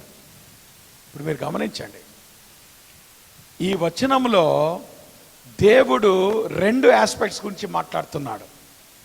ఒకటి, ఇమీడియట్గా 70 సంవత్సరాల తర్వాత నేను మిమ్మల్ని చెరలో నుండి రప్పించబోతున్నాను. అది సింగులర్, అది బబులోను చెర. తర్వాత ఏమంటున్నాడు, నేను మిమ్మల్ని చెరపెట్టి ఏ ఏ జనులలోకి, ఏ ఏ స్థలములోకి మిమ్మల్ని తోలివేసి తినో. దాన్ని ఏమంటామో తెలుసా? యూనివర్సల్ డిస్పర్సల్ ఆఫ్ జ్యూస్ అని అంటాం. యూదులు దేశమంతటా, ప్రపంచమంతటా చెల్లా చెదురు చేయబడ్డాం అని అంటున్నాడు. నేను మిమ్మల్ని చెరపట్టి ఏ జనులలోనికి, ఏ స్థలములలోనికి మిమ్మల్ని తోలివేసి తినో ఆ జనులందరిలో నుండి. గమనించారా? మొట్టమొదటిది చెర అనేటువంటిది సింగులర్ అయితే, ఇక్కడ జనులు కానీ, చెర కానీ, ప్రదేశాలు కానీ, ఇదంతా ప్లూరల్. ఆ స్థలములన్నిటిలో నుండి మిమ్మును సమకూర్చి రప్పించెదను. ఇదే యెహోవా వాక్కు. ఎచ్చట నుండి మిమ్మును చెరకు పంపితినో అచ్చటికే మిమ్మును మరలా రప్పింతును.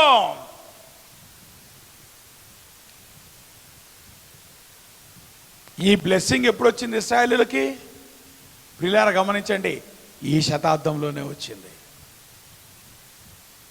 1948 సంవత్సరంలో ప్రపంచమంతా చల్లా చెదురు చేయబడినటువంటి యూదులు మళ్ళా తిరిగి యెరూషలేముకు వచ్చారు.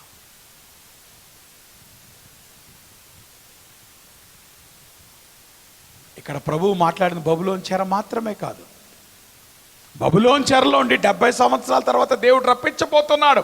అది first aspect of the blessing. కానీ రెండో ఆస్పెక్ట్ ఆఫ్ ద బ్లెస్సింగ్ ఏంటో తెలుసా? యేసు ప్రభు చనిపోయిన తర్వాత యూదులు క్రీస్తు శకం 70వ సంవత్సరంలో టైటస్ చక్రవర్తి ఆ యొక్క యెరూషలేం మీదకి దండెత్తి వచ్చినప్పుడు యెరూషలేముని సమూలంగా నాశనం చేశాడు. దేవుని మందిరము కూల్చబడింది. ఆ టైంలో యూదులందరూ కూడా రకరకాల దేశాలకు చెల్లా చెదురు చేయబడ్డారు. 19 శతాబ్దాల తరువాత 1948 సంవత్సరంలో యూదులు మళ్ళా ఇశ్రాయేలు భూభాగానికి చేరుకున్నారు. నేను అంటాను, ఇది ఆశీర్వాదం కాదా?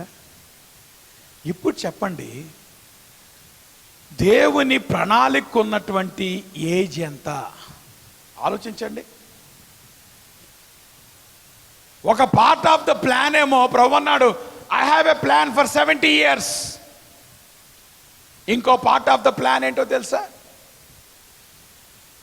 ఆల్మోస్ట్ ఇప్పటికి 2500 సంవత్సరాల ప్రణాళిక. అది క్రీస్తు శకం 2000 సంవత్సరాలు. ఈ సంఘటన జరగటానికి క్రీస్తు పూర్వం 500 సంవత్సరాలు. 500 ప్లస్ 2000 సంవత్సరాల తర్వాత 1948 సంవత్సరంలో ఈ వాగ్దానం ఉన్నటువంటి ఈ బ్లెస్సింగ్ ఇశ్రాయేలు చరిత్రలో జరిగింది. నేను అందుకని అంటాను, we have a wonderful God who works across generations. తరాలు మారిన, సంవత్సరాలు దొర్లిన, శతాబ్దాలు దొర్లిన దేవుని వాక్యం నెరవేర్చబడక మానదు. దేవుని యొక్క ఆశీర్వాదం తన ప్రజల మీదకి రాకుండా మానదు.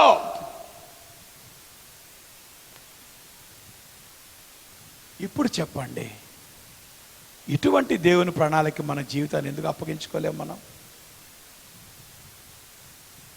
ఇటువంటి దేవుని యొక్క భద్రతలోకి మనం ఎందుకు రాలేం? ఇటువంటి దేవుని యొక్క చిత్తాన్ని మనం ఎందుకు చేయలేం? మన జీవితానికి భవిష్యత్తు ఇచ్చాడు దేవుడు, మన జీవితానికి భద్రతనిచ్చాడు దేవుడు, మన జీవితానికి నిరీక్షణ ఇచ్చాడు దేవుడు. బబులోను చెరలోకి నువ్వెందుకు వెళ్ళావు?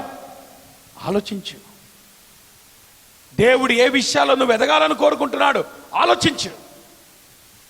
బబులోను చెరలో సమస్యలో నీ జీవితం వచ్చినప్పుడు, ఆ సమస్యలో నువ్వు వెళ్తున్నప్పుడు చేయాల్సినటువంటి 5 విషయాల గురించి ఆలోచించు. ఆ సమస్యలో నుండి బయటకు వచ్చిన తర్వాత ఆ సమస్యలో దేవుడు నడిపించేటప్పుడు ఆయన ప్రణాళికలో ఉన్నటువంటి ఆశీర్వాదాన్ని గుర్తించు. ఇమీడియట్గా దేవుడు నీ జీవితంలో ఆశీర్వాదం తీసుకొస్తాడు. నీ లైఫ్ టైంలో దేవుడు ఆశీర్వాదం తీసుకొస్తాడు. నీ లైఫ్ టైం మించిన తర్వాత కూడా దేవుడు తర్వాత తరాల్లో కూడా ఆశీర్వాదాన్ని ఇవ్వగలిగిన దేవుడు.